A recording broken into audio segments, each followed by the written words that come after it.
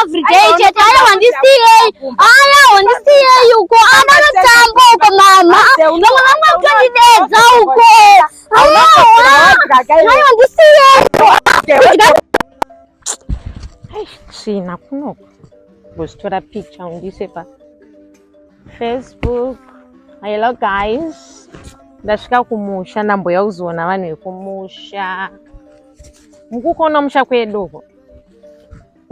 Slay Queen rapindira pareserve pasikana perfume ichapera nemahuswa ayo.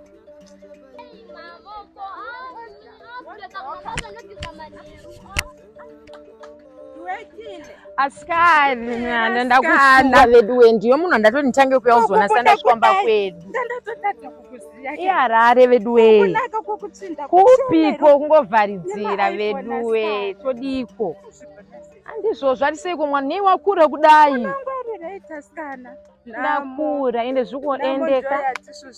sikana vedu shuga hasi kutombocheuka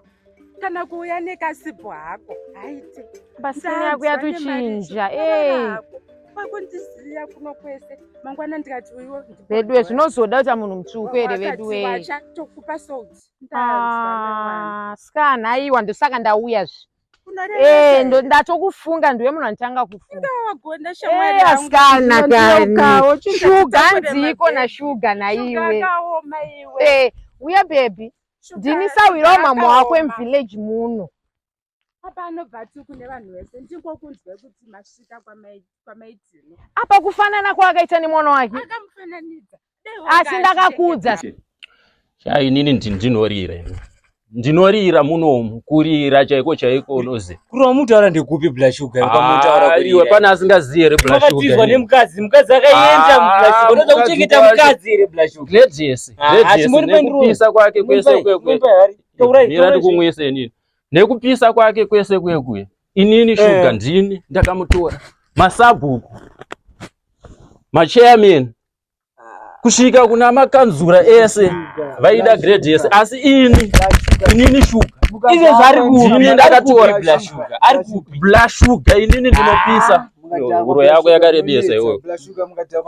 mira ndikuudza teerere inini ndinorema wanzo muno muvillage pane anopisirana neni here pane anopisirana neni ibvapo ndipfuura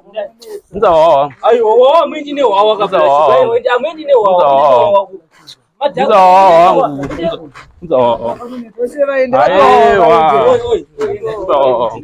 ndaka nemi mafana emamuzi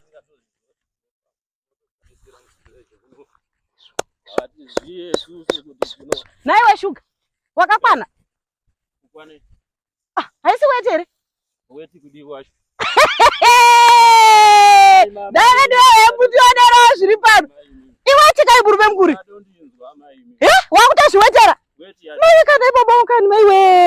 zvakaoma chokwadi kuzviwetera murume mukuru ende haunyare zvari maneji bva pano unopisa chisha unopisa uchizviwetera murume mukuru ibva pano ndinokuzhaka izvozvo kada iwe utsaka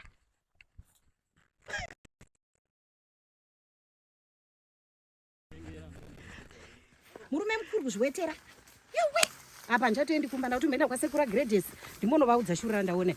tisvikawo pano asekura Gladys muri mairomba umo ndini asawira svikai asawira inenyaya asawira ndingofambiri mahara zveni unenyaya chete ndosaka wabuda pano kokutogara pasi wapiona nepekugara iwe mamoyo iwe mira nditore idouya ndikudzei shura randasangana naro maneji chocho mudunhu rino iwe mamoyo iwewe une pamuromo iwe apasi pamuromo inyaya yeyi yawauya nayo imimi asekura Gladys zvandasangana nemukwasha wenyuzvo mukwasha wangu ndiani baba venhingirikinizvo vechizukuru chenyu mukwasha wangu akambondipa chunini maiwe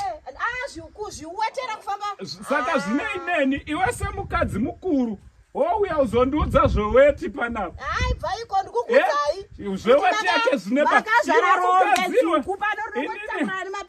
geta we ibva pano pamusha pangu iwe mai yekupi ina makuhwa